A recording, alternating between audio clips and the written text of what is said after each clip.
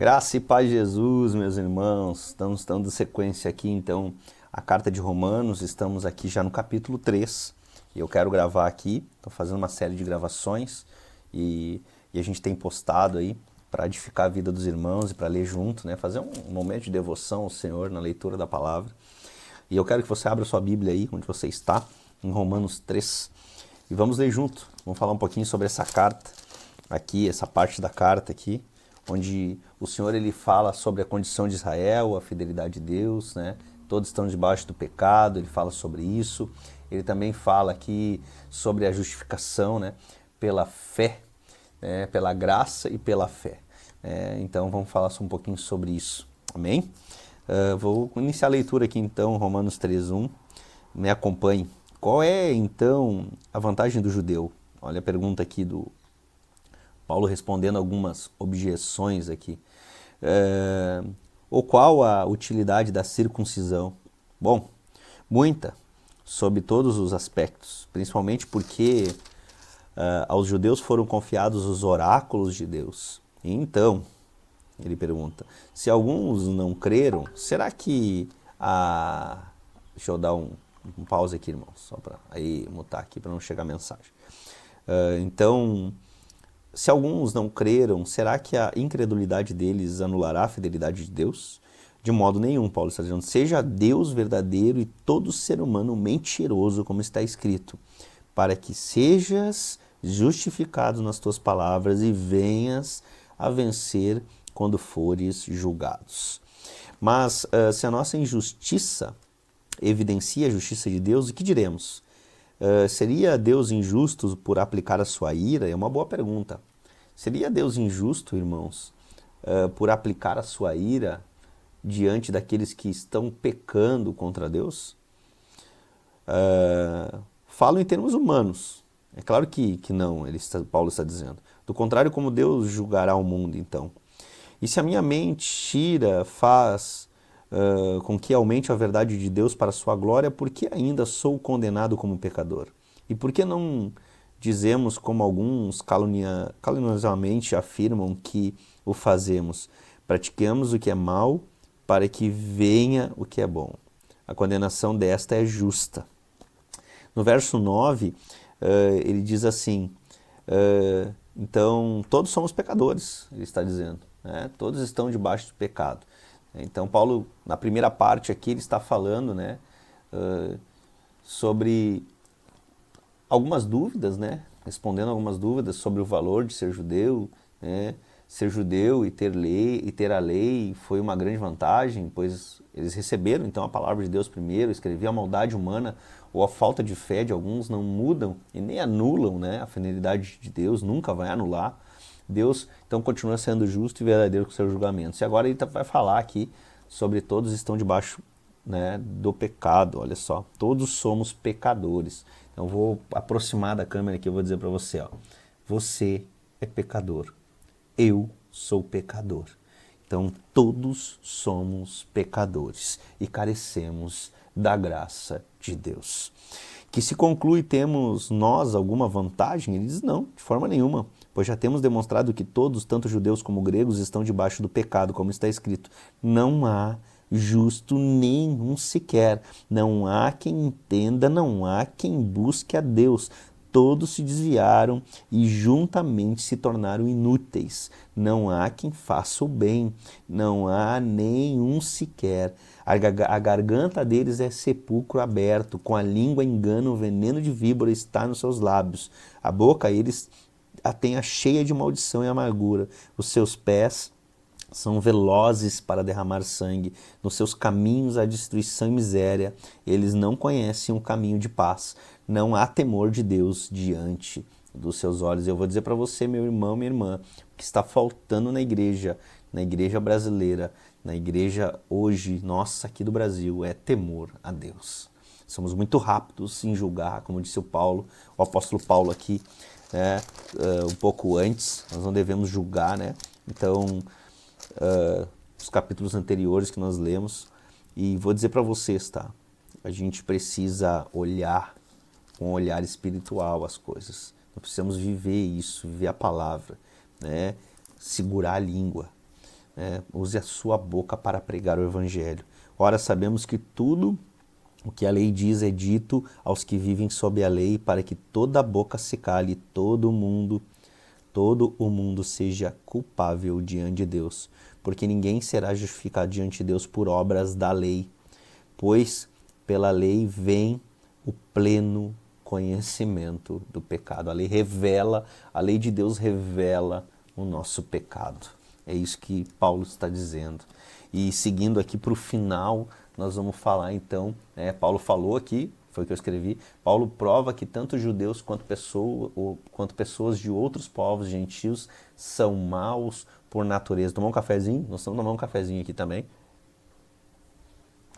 Ele usa versos do Antigo Testamento para mostrar um retrato da dureza da humanidade. Como não há nenhum justo, nenhum sequer.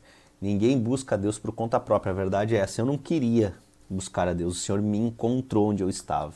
E meu testemunho, uma hora eu vou passar para vocês aqui e vou compartilhar com vocês o meu testemunho. É muito lindo. Deus me encontrou. Eu estava perdido nos meus delitos e pecados, assim como você também. E espero que Ele esteja te encontrando e você esteja se encontrando em Cristo. A lei serve para calar o ser humano e mostrar a culpa de todos, mas ela não tem poder para salvar. A lei não tem poder para salvar. Quem salva é Jesus Cristo.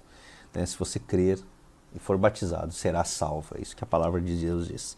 Mas agora sem lei, e aí nós estamos falando da justificação agora pela fé em Jesus Cristo. Mas agora sem lei, a justiça de Deus se manifestou, sendo testemunha pela lei e pelos profetas. É a justiça de Deus mediante a fé em Jesus Cristo, para todos e sobre todos os que creem. Porque não há distinção, pois todos pecaram e carecem da glória de Deus. Eu uso muito isso. Até vou grifar aqui na minha Bíblia. Não sei se eu digo para você grifar aí, todos, porque não há distinção, pois todos pecaram e carecem da glória de Deus. Aqui no verso 23. Sendo justificados gratuitamente por graça, mediante a redenção que há em Cristo Jesus, a quem Deus apresentou como propiciação, é uma palavra, no seu sangue, mediante a fé. Deus fez isso para manifestar a sua justiça, por ter Ele, na sua tolerância, deixado impunes os pecados anteriormente cometidos, tendo em vista a manifestação da sua justiça no tempo presente, a fim de que o próprio Deus seja justo e o justificador daqueles que têm fé. Então, o nosso Deus, Ele é justo, o próprio Deus seja justo e justificador daquele que tem fé em Jesus. Aqui, estou grifando. Onde fica, então, o orgulho? Interessante. Faz a pergunta aí para quem está contigo. Onde fica o orgulho, irmão? Foi totalmente excluído. Por meio de quem? Por meio de que lei? A lei das obras? Não. Pelo contrário, por meio da lei da fé. Concluímos, pois, que o ser humano é justificado por fé, independentemente das obras da lei. Então, olha que lindo. Ou seria Deus apenas Deus dos judeus? Irmãos, será que não é também Deus dos gentios? Sim, também Deus dos gentios. Visto que Deus é um só, o qual justificará o circunciso a partir da fé e o incircunciso por meio da fé. Anulamos, então, a lei por meio da fé? De modo nenhum. Pelo contrário, confirmamos a lei. Então aqui nós encerramos o capítulo falando, existe aqui sim uma condição, existe algo muito interessante ali, e a conclusão é o fim do orgulho, o que eu estou anotado aqui do lado. Aqui. O método da fé elimina qualquer orgulho ou vanglória humana. Olha que lindo. Não existe diferença entre judeu e não judeu para a salvação. Esqueça isso. Pelo contrário, a fé em Cristo confirma o verdadeiro propósito da lei. Esse é o propósito da lei, é glorificar a Jesus. Jesus está no Antigo Testamento e Ele também está no Novo Testamento. O Senhor Jesus se revela no Antigo Testamento desde Gênesis e Ele e ele termina em Apocalipse. Então, leia a palavra, à luz da Bíblia, sempre busque visualizar Cristo, o autor e consumador da nossa fé.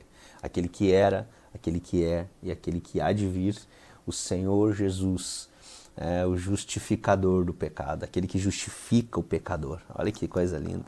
É o justificador daquele que tem fé em Jesus. Então nós cremos que Deus está falando conosco, estamos já em Romanos 3 e seguimos, nós vamos fazer 16 vídeos falando sobre isso, eu vou postar para que você possa aprender junto e depois nós vamos falar sobre isso. Tá bom, meu irmão? Que você possa estar sendo abençoado, que você possa compartilhar esse vídeo, que você possa curtir, comenta, nos ajude a chegar a mais pessoas. A ideia aqui não é monetizar o canal, mas a ideia é Jesus Cristo ser glorificado através da palavra de Deus. Aqui, ó, a palavra de Deus. Nela você precisa meditar de dia e de noite. E você será como árvore plantada à beira do rio. Ó, eu vou ler com vocês aqui, eu quero abrir aqui agora. Me veio o Salmo 1, eu vou abrir com vocês aqui para a gente encerrar. Salmo 1 diz: bem-aventurado é aquele que não anda no conselho dos ímpios, não se detém no caminho dos pecadores, não se assenta na roda dos escarnecedores. Pelo contrário, o seu prazer está na lei do Senhor e na sua lei medita de dia e de noite. Ele é como uma árvore plantada junto a uma corrente de águas, que no devido tempo dá o seu fruto, cuja a folhagem não murcha e tudo o que ele faz é bem sucedido. Amém, meu irmão, minha irmã? Se você quer viver essa vida, ser bem sucedido, dar fruto, as suas folhas não, você não murchar, né? Medite na lei de dia e de noite, que esse seja o seu prazer e que você possa estar aos pés de Cristo. Em nome de Jesus, que Deus abençoe você. Até o próximo vídeo. Estaremos aí para poder falar um pouco mais daquilo que Deus está se revelando a nós através da palavra em Romanos, na carta de Romanos. Um grande abraço e até mais.